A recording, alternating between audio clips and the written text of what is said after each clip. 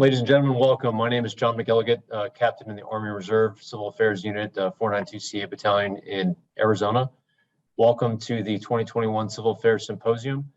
At this point, just an administrative note, please keep your audio off. You can also turn off your video so that we remain focused on our speakers. I now turn the floor over to Chris Holshek, retired Colonel, U.S. Army Civil Affairs, Director of the Civil Affairs Association, and distinguished member of the Civil Affairs Corps. Colonel Holshek. Well, thank you, John, and thank you for to everyone who has had a part in this, putting this together. In these times that we're in, it's really, really tough to put these things together because everybody is overextended in one way or another. So kudos to all of those who really put their shoulders to the wheel to make this work. This is a platform that we've now had for 8 years, since 2013, and it's proved highly valuable, not just to the Civil Affairs Corps, but slowly, and this was one of our intents to begin with, the Army and the Marines services that Civil Affairs supports, our interorganizational partners, our allies, and so many others with whom we need to work, and even more closely in an era of competition than we did, previous times. We're closing out the so-called forever wars, if you will, or the long war, global war on terror. The final score was not in our favor, but then again, what we're finding out, as General McConville put it in his paper, Competition, is that this war is kind of an infinite game. Competition is an infinite game, and the good news here has actually a number of parts to it, and that is, one is that we're actually better positioned for competition than we realized. We just kind of moved there. I think this was something that General Wesley talked about this spring at the roundtable, and kind of dropped the gauntlet for us. And in that, while the Army is trying to struggle with this idea of competition, we in the Civil Affairs Corps and the Civil Affairs community actually have a very intrinsic understanding of it, because as you know, we're warrior diplomats, and we understand the fusion of diplomacy and the application of military power, much like you see on the back of the U.S. dollar, right? The eagles, both the talons, both the quiver of arrows, and the olive branch representing both. We have an intrinsic understanding of that. We work both of those areas and across those areas, and going all the way back. And so we're in an era of great power competition again too. But again, we have a lot of to draw upon from our own history. The Cold War in particular, where, if you will, soft and hard power were brought together in a very effective way to shape the outcomes of the Cold War. And so while the dynamics are not necessarily the same, and we're going to have a very good discussion on all of that in the next 2.5 days, the fundamentals in many ways have not changed. So there's goodness to that. We have a point of orientation intellectually and as an institution, and so we can go from there. But there is absolutely no doubt that we must work together on a more global basis. If you're going to win in competition, or if you're going to win without fighting, let me just, if I may, quote something from Army Chief of Staff's General James McConville's paper on competition. And if you haven't read it, it's really, in our profession, it's really helpful to make sure that you read and understand it. Not necessarily that we see everything the same way the chief of staff does, but at the same point, you've got to understand at least where he's coming from. And I think one of the most important sentences in the beginning there, in the introduction, is in competition, our nation's goal remains winning without fighting by leveraging all elements of national power. Well, what part of the joint force and what part of the Army has the expertise on being able to leverage all of the elements of power? And that is, of course, fair. So to me, when you read that paper, you begin to understand that the greater role that civil affairs has. Now, so I just want to give you that kind of backdrop to that. And keep that in mind throughout the discussions the next 2.5 days, ending with, because what we want to be able to do is to answer that call that General Wesley gave us and help not only ourselves, but help and our partners and our allies. And they're going down the same path that we are in many ways, although they don't emphasize competition because they see it differently from the NATO perspective and from one perspective. Nonetheless, the challenges are there. So the thing that we have to do is to keep all that in the back of our mind as we come out of this, because what we want to be able to do when we come out of it is, as professionals, is to write those, those articles in the Nomia journal, to write them in, the Small Wars Journal. Chris Stockel and I are preparing some articles along these lines for the Modern War Institute at West Point, and we're developing an institutional relationship and between the association and the Modern War Institute.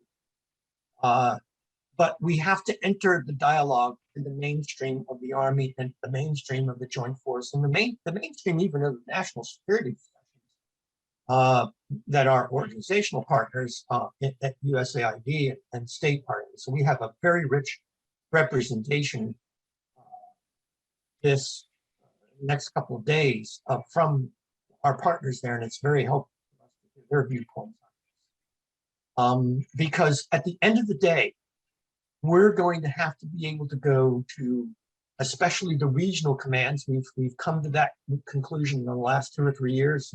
Is where we really kind of make money for the Corps and really help out the Army and help out the Joint Force and our national leadership is in fact at the geographic command and the regional level. So we have to be able to articulate to our biggest customers there how competition works and how civil affairs help, and be able to do that in a fairly consistent and effective way, so that the commanders we support can grab onto this and go forward. One of the things that, and one of the reasons why we kind of modified a little bit some of the emphasis of this particular discussion is what's happened in the last few months, in August in particular, with all of Afghanistan, and how our involvement in the rescue, if you will, of many of our friends and allies in Afghanistan and bringing them to the United States and other places, how our networks that we do have were leveraged to make that all happen. So we took a different turn. We have an old friend coming back to see us tomorrow, General Guthrie, former Caa commander, and from his perspective and where he sits in the Army Reserve Command, he's going to tell us, as well as many people tomorrow. Tomorrow is going to be a really interesting day. about how that all works and what the implications are for us going forward for civil affairs in its role in helping the Army in its role in military competition, military support competition. Because a lot of that has yet to have been articulated. We'll have the latest updates this morning with the proponent, which will give us, what the latest thoughts are in that regard, how they are articulating this, and maybe some ideas that we can pass on to them. Very lively discussion here at 11 o'clock. Then we have, later today, the discussion at the CAPOC with 3 brigade commanders and how they're taking a look at how use of CAPOC fits into this and many initiatives that they're doing to improve the efficacy of the largest part of civil affairs. And then the role of the NCOs.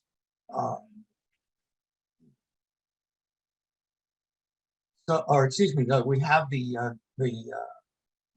go then kind of more to the ground level. We did this last year too, where we get some people who are working in the regions.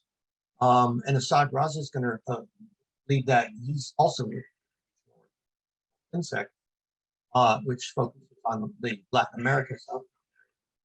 So we're going to get some regional operator perspectives on this. And then tomorrow we begin with a discussion by our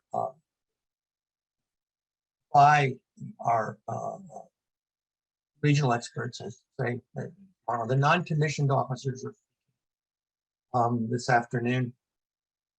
And the one thing in my discussion with Tim Kirlin yesterday on this is, we really talking about the legacy of civil affairs. We all know that the NCOs are the backbone of the Army. Well, the NCOs are in many ways also the backbone of civil affairs. And in the civil affairs NCO, in many ways, among all of our uniformed people, are consummate networkers, and just by nature. And I think there's an awful lot to when we actually have a paper being presented by an NCO on Wednesday morning that talks about the role of the NCO in building networks. And I think that's going to be a really rich discussion, both later today and on Wednesday. So then we have the discussion of regional expertise, the regional operators, and then a very, very great panel talking about interagency coordination and advancing the information element of U.S. power. And the one thing we learned last year about competition that General Hooper brought out was, information is all about access and influence. Competition is all about access and influence. Well, if you're going to have access and influence, you've got to start off with at least a certain degree of knowledge. So access and influence begins with knowledge, and the information element of U.S. power, as you know, or the information element per se, is really the way that is decisive in competition. So the ideas that we were drawing from in our operations in Afghanistan and Iraq about the information element of power, about information operations and information related capabilities, such as civil affairs and PSYOP, which now need to work more closely than ever, that we have to have a really good understanding of that, not just with our partners in uniform, including our allies, but in particular, people that we work with at the interagency level. And that includes, people from the Global Engagement Center. We had the Global Engagement Center at Symposium a couple of years ago in Tampa, so we were kind of, forecasting that. We have to develop really good relations with our friends in order to defeat our enemies. And So anyway, the rest of the day tomorrow is this discussion about, you know, at the multinational level in particular, how we work together in a very good way to rescue people from Afghanistan in Operation Allies Welcome, which brought them all the way to places like Fort McCoy in Wisconsin, you know, in the United States. And then another sort of lessons related discussion after General Guthrie speaks on international and multinational cooperation with regard to Operation Allies Refuge, which is connected to this, Europe. And then, of course, a deeper dive on the multinational level, which I'll be leading tomorrow afternoon. And then we have on Wednesday morning, with this idea of the civil affairs industrial base, this got the discussion of new gaming technology trained in the human domain. So we have to become more expert among ourselves in doing this. And so we ourselves have to kind of develop our own industrial base and our own science and technology network that is going to help us through this. And Arnell David, who is still in the UK, Allied Rapid Reaction Corps, and they themselves are looking at this idea of, you know, competing, if you will, with a greater focus, at least in Europe, on the hybrid warfare, but also competition with the Chinese in Africa. But there's going to be a very interesting discussion there. And then, of course, our papers at the end. And I hope you stick around for those because audience participation is going to be welcomed. We've extended that to a 2-hour discussion. So we want the audience to give feedback to the paper writers who are finalizing their papers now in the beginning of December to appear in the next volume of issue papers, which will come out probably February, early March. And so it's not only just to give the feedback, but to vote on the papers, because the best paper wins $1,000. So what I'd like to do at this point is to turn the rostrum, the electronic rostrum, will over to our president, retired Colonel Joe Kirlin, who will provide some remarks. And then if we have some time for discussion a bit before the first workshop kicks in, we can do that. One of the things I'd like to talk about is, you know, taking a look at our platforms and seeing maybe where we can find them going forward, so more impactful and more useful members of the civil affairs. So we can get that really critical and important message to the audience. Without any further ado, I'm turning the floor now over to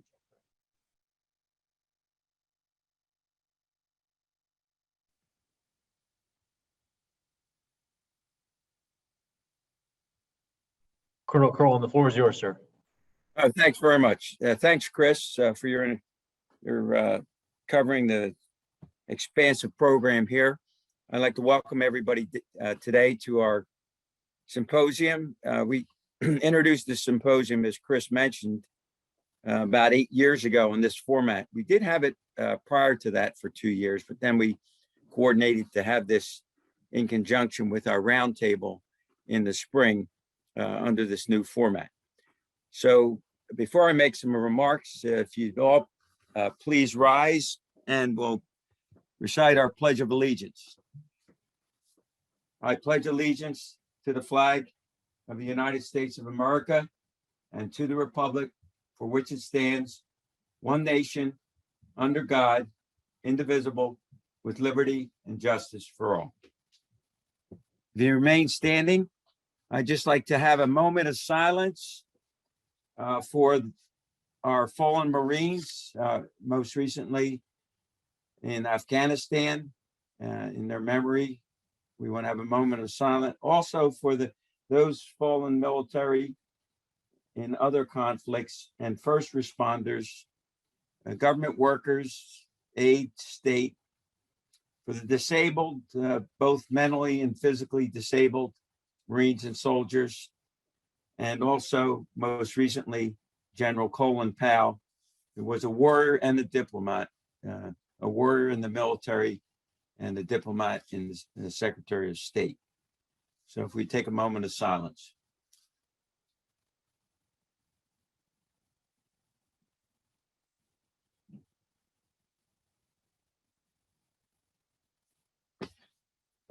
Okay, thank you. So to kick us off today, I'd like you to welcome to all of you to participating in this symposium. And this symposium actually, as I said, is in conjunction with the roundtable and also the issue papers, which we'll discuss later. I know very busy schedules these days, but what we want to do is keep civil affairs in the forefront and also to support our nation as a beacon of light in a current seas of darkness. I'd like to thank Chris for putting this program together. It takes many, many months of work in order to accomplish this. Many forums are run by universities and they have full-time people. And we as a nonprofit do not have this. We have people who volunteer to do this. In conjunction with Chris, we've had our VPs, our Vice President of the South, Colonel Arnell David. From the East, Colonel Kirlin from the Midwest, Major General retired Daniel Ammerman. From the Southwest, the Southwest, yes, Colonel Chris Holshek. And from the West, Brigadier General retired Christopher Stockel. We also have our enlisted Sergeant Major, Command Sergeant Major retired Tim Coring, and we also had contributions from First Sergeant Sean Acosta and Ryan McConnell from the Department of State. These individuals actually put together these sessions and recruited people to be on these different panels. So the outstanding contributions that you will see in the next few days will be reinforced by our moderators and the panel members. I'd like also to give out a shout out to our sponsors. And without our sponsors, we would not be able to fund these meetings. Our sponsors have been mentioned on the program.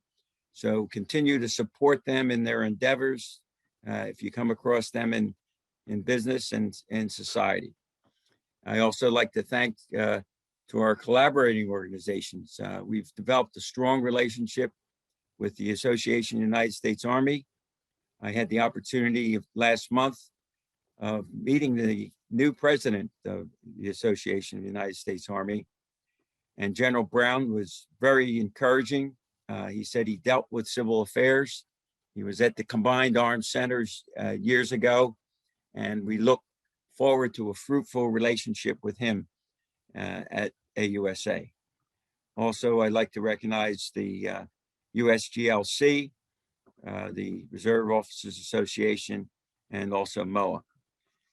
They have assisted us in moving civil affairs forward, and we will continue to work with them.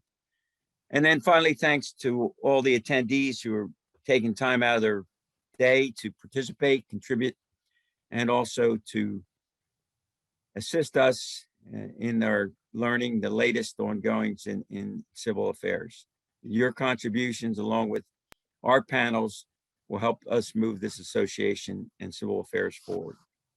About 15 years ago, I became involved with a strategic session. The president of the association at that time was Major General retired Tom Matthews. Tom had a strategic session, and that session actually was the forerunner of some of the things that we are doing today. He set some of the basics as far as our strategy. And then the last few years, we've come together and and got some additional thoughts. And we have a 2020 strategy that we'll be revising this year. But that strategy did a number of different things. It took, number one, our membership, and it got a new system of enrolling in the membership. And thanks to Major General Dan Ammerman, we were able to make that transition from one system to another. The second thing was our education. Our education is the best. We have our symposiums, we have our roundtables, and we also have our podcasts, which we'll talk about later. Our awards are better each year. We're getting more participation by the units across the board, both active and reserve. Our professional website, if you haven't had the chance to look at it, you can't find a better website. This information that's put on the website is just outstanding.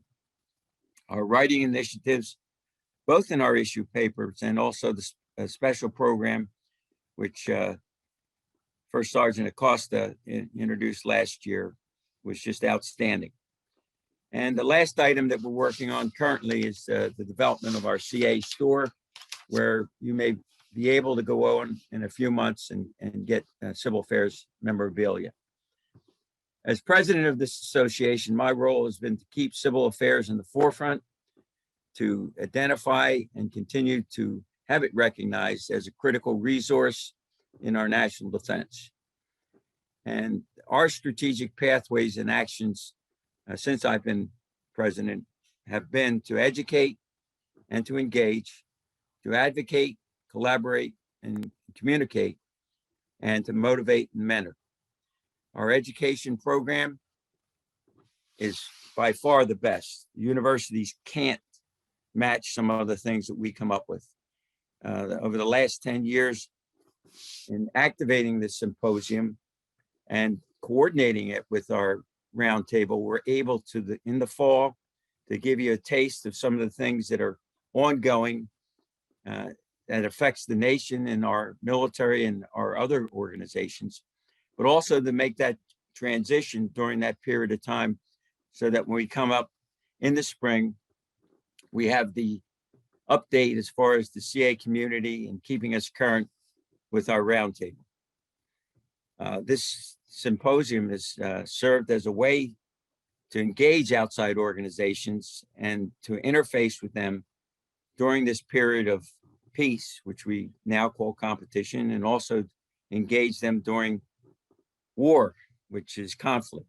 And so during this interface, we are able to get the latest in society and bring it forth to everyone who participates. As far as that writing program, we made it a competitive program, and it's just flourished since that time. We've been able to get young people, we've been able to get military people, Marines, and Army, and we're still waiting maybe to get something from the Navy, but hopefully them and the Air Force can come on board in the future. We've engaged outside sources, we've engaged state, thanks to Brian McConnell, and we will discuss later in our session, thanks to Brigadier General Bruce Bingham and his team for his expertise in evaluating our issue papers. As I said, our spring forum is in consonant in order to keep current and keep us focused as far as civil affairs. One thing not to be forgotten is John McGillicot's podcast. John came about 5 years ago and said, I think that this might be a good thing to look into. And we did, and it keeps us current. So every so often, if you go on the site, you'll see that we have podcasts, and it's always current information, always people that are engaged every day in the things that we do and the things that affect us.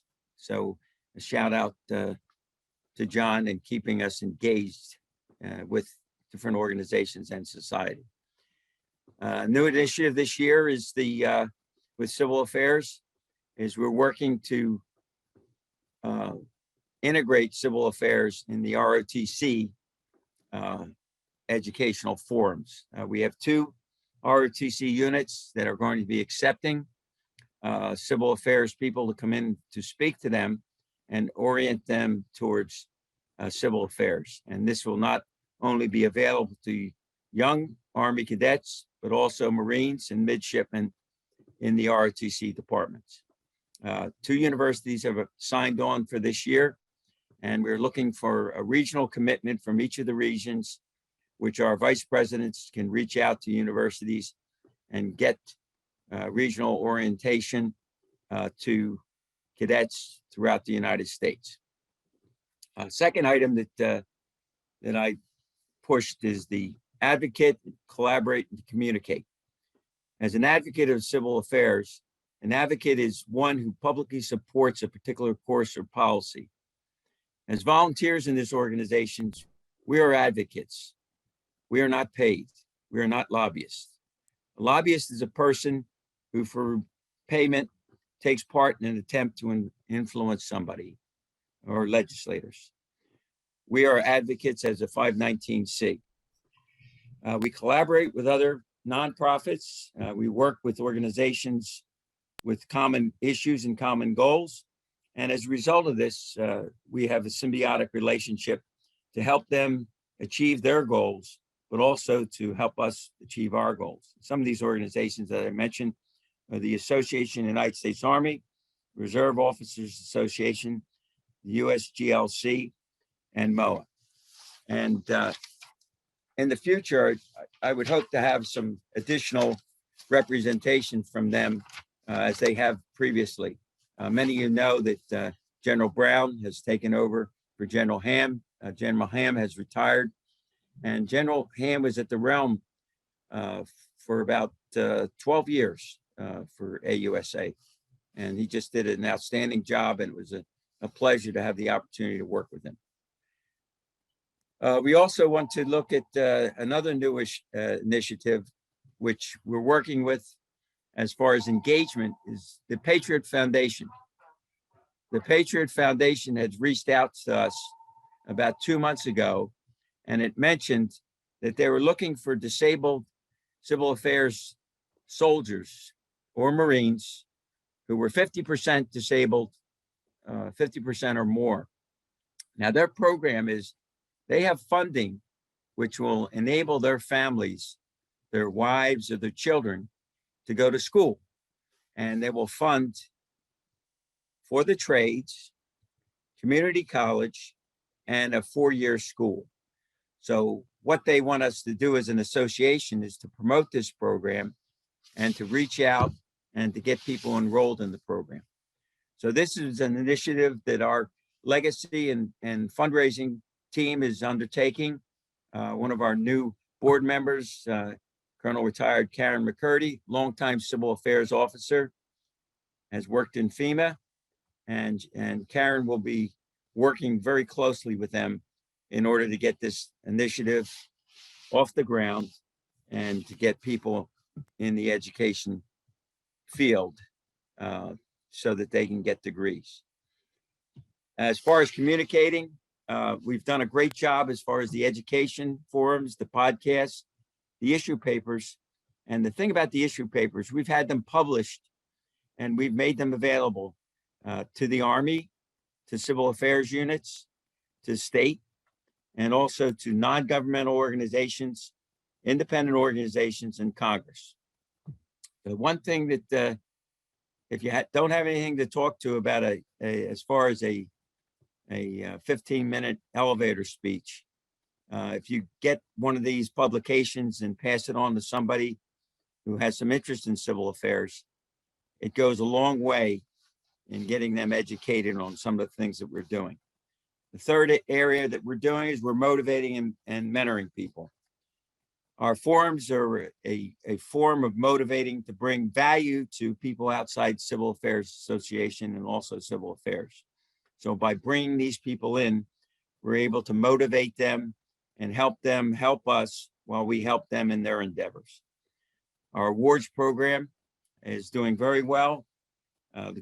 Lieutenant Colonel Sue Gannon is doing an outstanding job as far as our core Winfield Caa Awards. As you know, there's 3 awards. If you go and check our site, we have the bronze, the silver, and the gold. And you have to submit a biography and accomplishments of somebody who you want to sponsor for that award. So we're getting a very good response, both from the active and reserve units. And also the Marines are available to participate, but they have to participate on the honorary basis. Since they are not an Army unit, it would be an honorary award to the Marines, but that doesn't eliminate them from participating. As far as our CAA awards, of course, you know, the Nobleman Award, the Hildring Award, and the Temple Award we'll be announcing shortly as far as the winner of these awards. We did have a special awards program last year, about a little over a year ago, which First Sergeant Acosta initiated a writing program, and we were able to give 3 Glocks away to outstanding writers. We also have the President's Special Recognition Award, which we have used. Most recently, Dennis Cahill presented the Civil Affairs Corps colors to retiring general at Fort Bragg. So we want to continue that as a recognition for a job well done. A lot of times people retire and everybody forgets about them, but if you get them and recognize them in their last days of service, I think it can go a long way.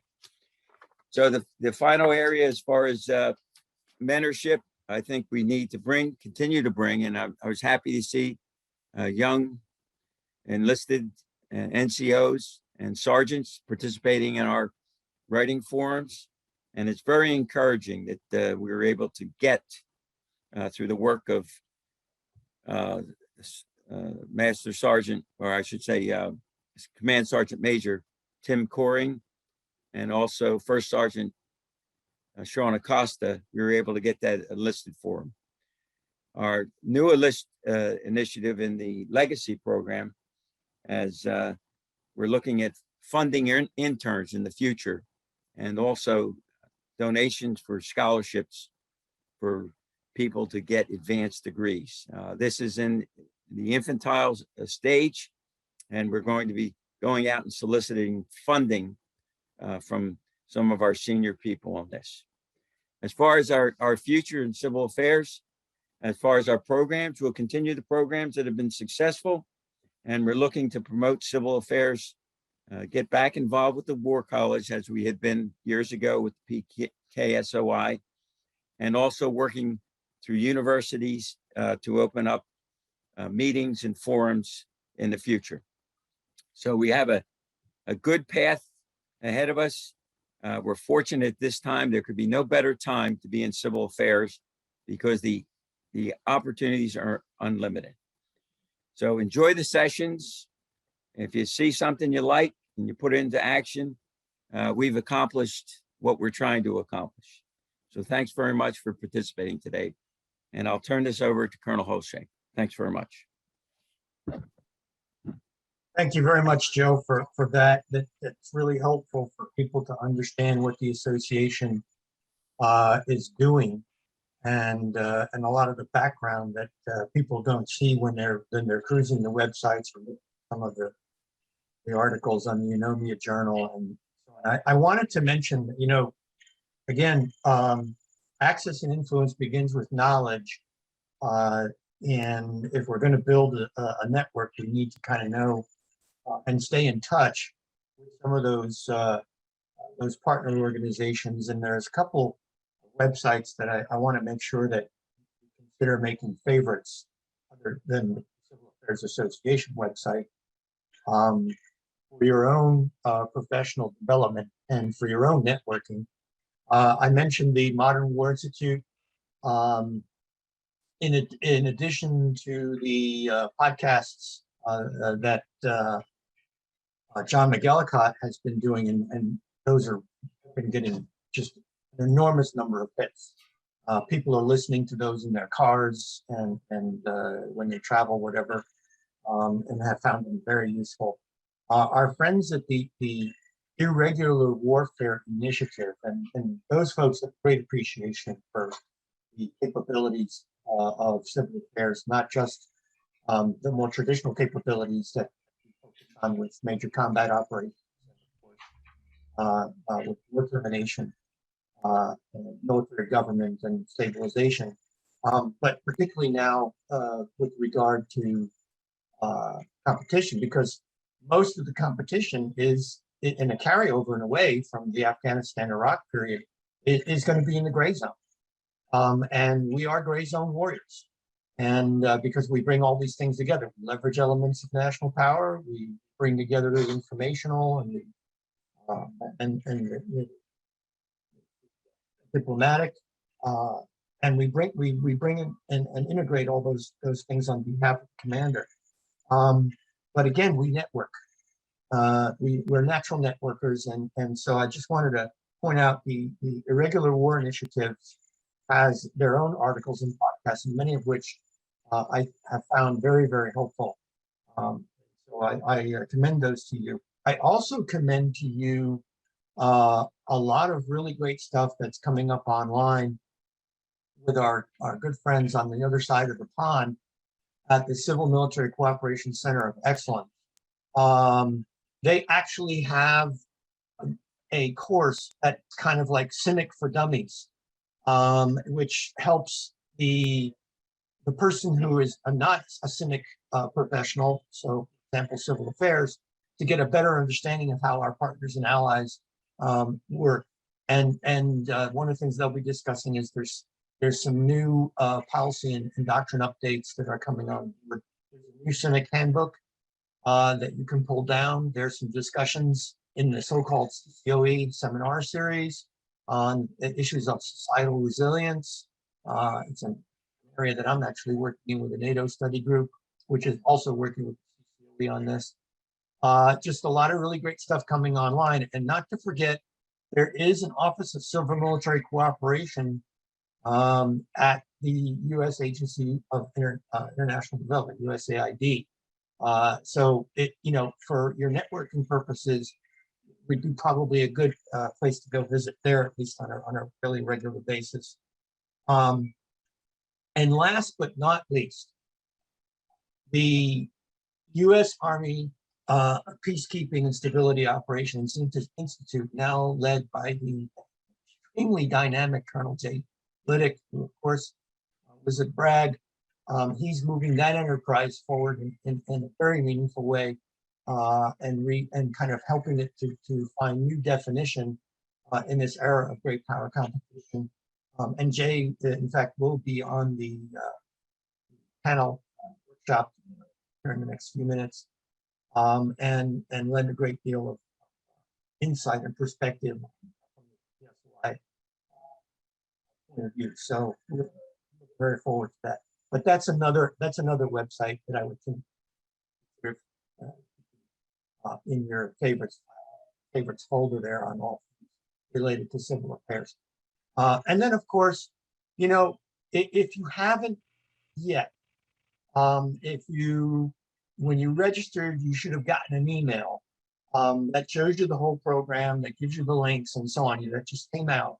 If you scroll all the way to the bottom of that, or if you just even go on the Civil Affairs Association website, don't forget to sign up. You may not have decided to become a member yet. That's okay. But at least stay in the loop. And so when we put things out, you get the emails or you get the notifications about what's going on, and something that comes to your attention that you may find very helpful and very useful lands in your inbox. So keep that in mind. All right, we have about 15 minutes or so. What I'd like to do at this point is entertain any comments from the floor about what's been put out yet so far this morning. Again, I've got my pen and my pad here handy. If Joe kind of laid out what our basic annual battle rhythm is, and that is to have this sort of crowdsourced methodology where the practitioners actually get to participate in helping to shape, .NOPFP recommendations to the institutions and, of course, to the people who run policy. So we have the symposium to kind of gather the thoughts there, and then mull those over in the wintertime, have the reports go out and the issue papers go out in the wintertime, and then come together and then firm up some of those major, here are the things that we think as a civil affairs corps are really important for not just the corps to focus on, and a lot of that's driven by the proponent, which is great, but also our institutional leadership, both in the at USASOC, at FORSCOM through the Army Reserve Command, as well as people like TRADOC, Army and the Army in general, to at least know that there are some people here talking about the future of civil affairs, which is the overall subject line of events. So what I'd like to do is, if there are any suggestions, any ideas, any comments on how we can continue to improve the model, or just even the website or whatever, let me take about 10 or so minutes to gather them. So come on up, introduce yourself, turn your video on and unmute, and go. Try to make it as quick as possible. Thanks.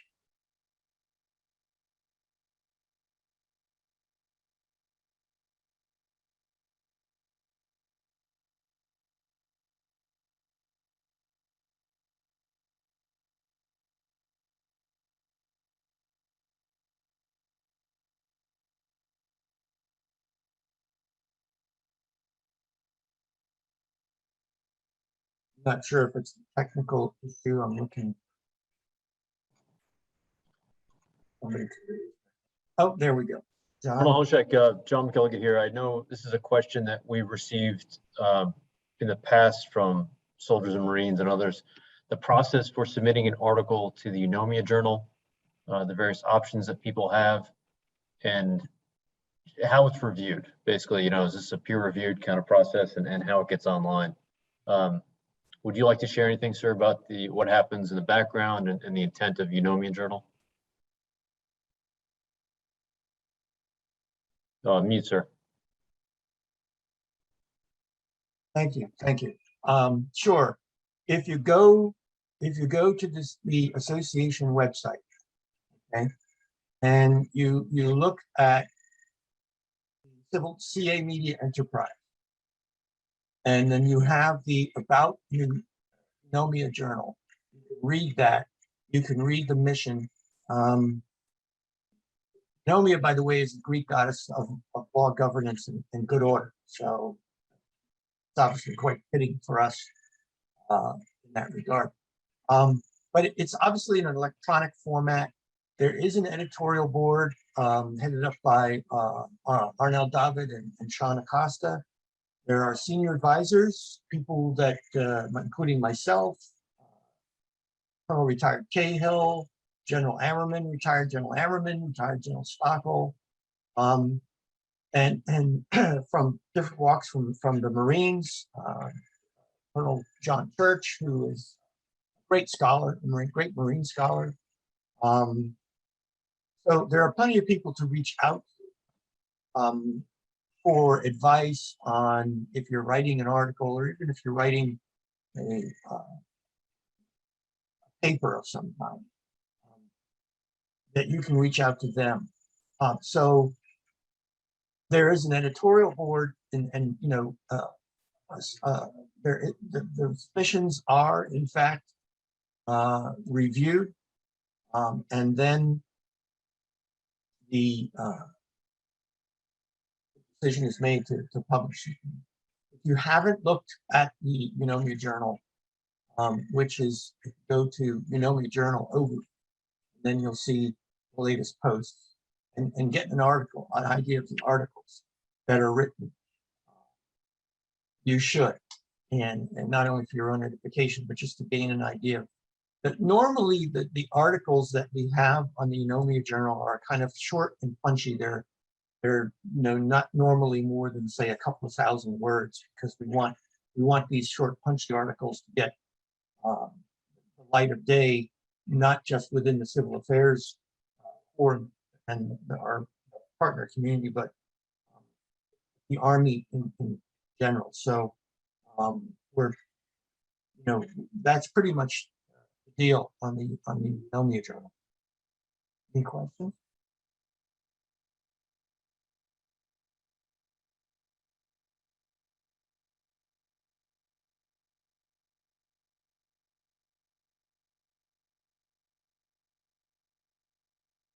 Okay, by the way, the other resource, I haven't looked on the website under resources.